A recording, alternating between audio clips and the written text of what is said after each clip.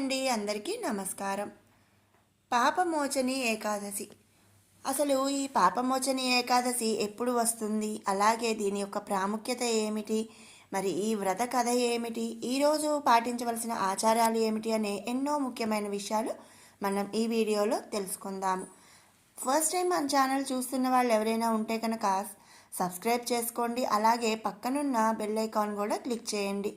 అలాగే ఈ వీడియోని ఆఖరి వరకు కూడా స్కిప్ చేయకుండా చూడండి. ఎన్నో మంచి విషయాలైతే మనం ఈ వీడియోలో తెలుసుకుంటాము. పాపమోచని ఏకాదశి. ఈ పాపమోచని ఏకాదశి ఎప్పుడు వస్తుంది అనే విషయానికి వస్తే, ఫాల్గుణ మాసంలోని బహుళ ఏకాదశి రోజు పాపమోచని ఏకాదశి అని చెప్పుకుంటాము. మనందరికీ తెలిసిన విషయమే, ప్రతి సంవత్సరం కూడా 24 ఏకాదశులు వస్తాయి. నెలకి 2 అంటే శుక్ల ఏకాదశి, బహుళ ఏకాదశి, ఇలా 12 నెలలు 12 రోజులు 24 ఏకాదశులు వస్తాయి. ఇక ప్రతి ఏకాదశికి కూడా ఒక ప్రత్యేకత అనేది ఉంటుంది. ఇక మరి ఈ ఫాల్గుణ మాసం బహుళ ఏకాదశిని పాపమోచని ఏకాదశి అని చెప్పుకుంటారు. 2025 సంవత్సరం పాపమోచని ఏకాదశి మార్చి 25వ తారీఖు వస్తుంది. మార్చి 25 ఉదయం 5 గంటల 5 సెకండ్ల నుంచి మార్చి 26 3 గంటల 45 నిమిషాలు ఉదయం వరకు కూడా ఏకాదశి తిథి అనేది ఉంది. పాపమోచని ఏకాదశి వ్రత కథ ఆచారాల విషయానికి వస్తే, ఇది తెలుగు క్యాలెండర్ ప్రకారం ఆఖరి ఏకాదశి. మనందరికీ తెలిసిన విషయమే, ఫాల్గుణ మాసం అనేది తెలుగు సంవత్సరాది ప్రకారం ఆఖరి నెల. ఇక బహుళ ఏకాదశి కాబట్టి ఫాల్గుణ మాసంలో సంవత్సరంలోని ఆఖరి నెలలో వచ్చే 2వ ఏకాదశి. ఇది 24వ ఏకాదశి అన్నమాట. ఇది హోలికా దహనం తర్వాత వస్తుంది. హిందూలో పాప అనే పదానికి దుర్మార్గాలు లేదా పాపాలు అని అర్థం. మరియు మోచన్ అంటే విడుదల. మనం చేసిన పాపాల నుంచి, దుర్మార్గాల నుంచి మరి విడుదలనిస్తుంది, అంటే విమోచనం ఇస్తుంది. కాబట్టి పాపమోచన ఏకాదశి అని చెప్తుంటారు. ఈ ఏకాదశి రోజు ఉపవాసం, అలాగే విష్ణు పూజ, మరి దైవ దర్శనం అనేది మనం చేసిన అన్ని పాపాల నుండి కూడా విముక్తిని ఇస్తుంది. అంతేకాకుండా ఈ ఏకాదశి ఆచారం ఒక వ్యక్తిని పాపాలు చేయకుండా ఉండడానికి కూడా ప్రేరేపిస్తుంది. కాబట్టి దీనికి పాపమోచని ఏకాదశి అని పేరు. ఈరోజు ఉపవాసం ఉండడం చాలా శుభప్రదమని భక్తులు నమ్మకం. ఈ సంవత్సరం మార్చి 25 మంగళవారం రోజు పాపమోచని ఏకాదశి వచ్చింది. పాపమోచని ఏకాదశి రోజు ఉపవాసం ఉండి ఈ వ్రత కథను వినటం వల్ల మనం చేసిన అన్ని పాపాల నుంచి కూడా విముక్తి కలుగుతుంది. ఇప్పుడు ఆ వ్రత కథ ఏమిటి అనేది తెలుసుకుందాము.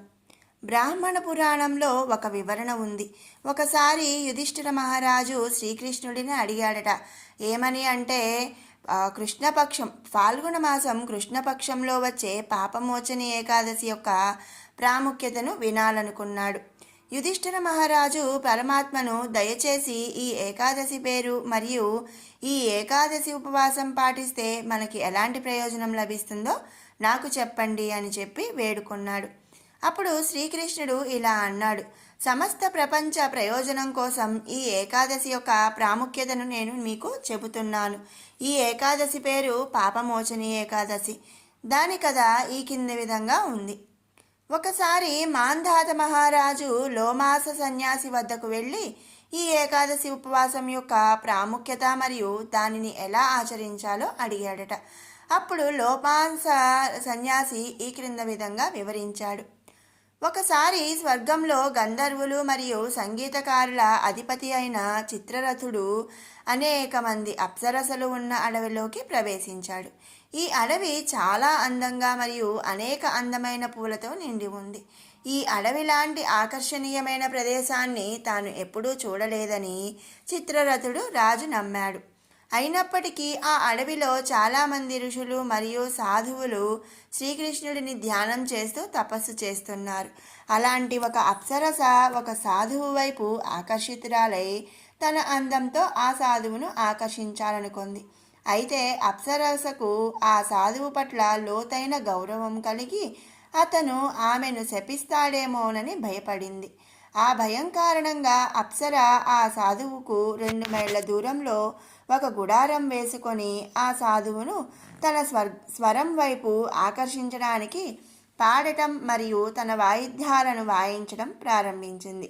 ఇది చూసిన కామదేవుడు అప్సరకు ఆ సాధువును ఆకర్షించడంలో సహాయం చేయాలని అనుకున్నాడు. కాబట్టి కామదేవుడు ఆ సాధువును ఆకర్షించడానికి అప్సర చేతులను మరియు కళ్ళను విల్లు మరియు బాణాలుగా ఉపయోగించాడు. ఒక మంచి రోజు అప్సర ఆ సాధువు గుహకు వెళ్ళి పాడటం ప్రారంభించింది. ఆమె గాజులు మరియు చీలమండలు కొట్టుకుంటున్న శబ్దంతో సాధువు కళ్ళు తెరిచి అప్సర తనతో ఉండాలని కోరుకుంటున్నట్లు అర్థం చేసుకున్నాడు. అప్పుడు అప్సర అతని వద్దకు వచ్చి అతన్ని చాలా గట్టిగా కౌగిలించుకుంది. అతను తన తపస్సును మరచిపోయి ఆమె వైపు ఆకర్షితుడయ్యాడు. ఆ సాధువు తనతో చాలా అనుబంధం పెంచుకున్నట్లు అప్సర గమనించడం ప్రారంభించింది. కాబట్టి ఆమె తన ఇంటికి తిరిగి వెళ్ళాలనుకుంటున్నారా అని అడిగింది. కాబట్టి దయచేసి నన్ను అనుమతించండి. సాధువు మైథవి ఇది విన్నప్పుడు, నువ్వు ఇప్పుడే వచ్చావు మరియు నువ్వు ఇంత త్వరగా వెళ్ళాలనుకుంటున్నావు. నేను నీకు తిరిగి వెళ్ళడానికి అనుమతి ఇవ్వలేను అని అన్నాడు. ఆ తర్వాత అతను ఆమెతో నివసించడం ప్రారంభించాడు. ఆ సాధువు యొక్క ఆధ్యాత్మిక శక్తులకు భయపడి ఆమె ఎక్కువ కాలం ఉండడానికి అంగీకరించింది. అప్పటి వరకు ఆమె అతనితో 57 సంవత్సరాలకు పైగా గడిపింది. కొన్ని రోజుల తర్వాత ఆమె మళ్ళీ అనుమతి కోరింది. అప్పుడు సాధువు, ఇంకో రోజు ఉండండి, రేపు నేను నా ఉదయం ప్రార్థనలు మరియు ఆచారాలు పూర్తి చేసిన తరువాత మీరు వెళ్ళవచ్చు అని బదులిచ్చారు. అప్పుడు అప్సరస, నువ్వు ప్రతిసారి అలాగే అంటావు, కానీ ఇప్పుడు నేను నా ఇంటికి తిరిగి వెళ్ళాలి అని అరిచింది. అప్పుడు సాధువు మైథవి తన జీవితంలోని ఇన్ని సంవత్సరాలు ఈ అప్సర కోసం ఎలా వృధా చేశాడో గ్రహించాడు. అతను కోపంతో నిండిపోయాడు మరియు అతని కళ్ళు ఎర్రగా మారాయి. మరియు అతను అప్సరసతో, నువ్వు నా తపస్సును నాశనం చేశావు. నీకంటే పాపాత్ముడు మరియు పతనమైన వాడు ఎవరూ లేరు. నీకు దయ్య రూపం రావాలని నేను నిన్ను శపిస్తున్నాను అని అన్నాడు. ఈ శాపం విన్న మంజుఘోష్ బిగ్గరగా ఏడ్చి, నేను మీతో చాలా సమయం గడిపాను, దయచేసి నాకు ఒక మార్గం చూపించు, నేను ఈ దెయ్యాల రూపం నుండి ఎలా బయటపడగలను అని క్షమాపణ కోరింది.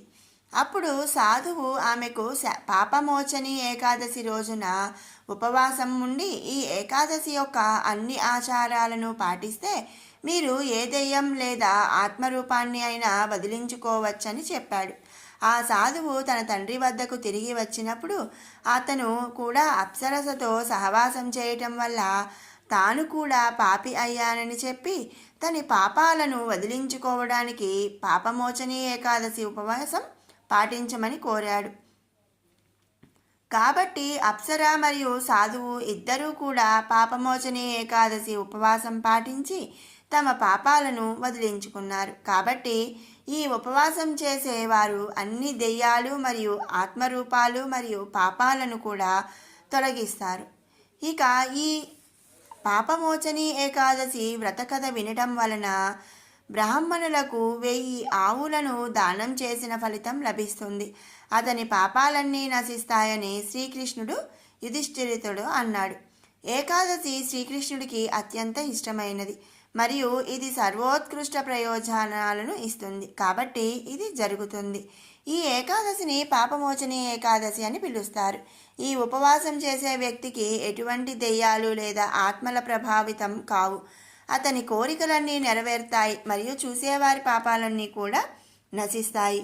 ఈ వ్యక్తి అత్యంత మతపరమైన మరియు పవిత్రమైన వ్యక్తి అవుతాడు అని చెప్పి శ్రీకృష్ణ పరమాత్మ చెప్పాడు. మరి విన్నారు కదండి, పాపమోచని ఏకాదశి యొక్క ప్రాముఖ్యత ఏమిటి? ఈరోజు పాటించవలసిన విషయం ఏమిటి, అలాగే ఈ వ్రత కథ ఏమిటి అనే ఎన్నో ముఖ్యమైన విషయాలు. మీకు ఈ వీడియో నచ్చినట్టయితే లైక్ చేయండి, షేర్ చేయండి, అలాగే మరిన్ని అప్డేట్స్ కోసం మన ఛానల్ని సబ్స్క్రైబ్ చేసుకోండి. Thanks for watching. హాయ్ అండి.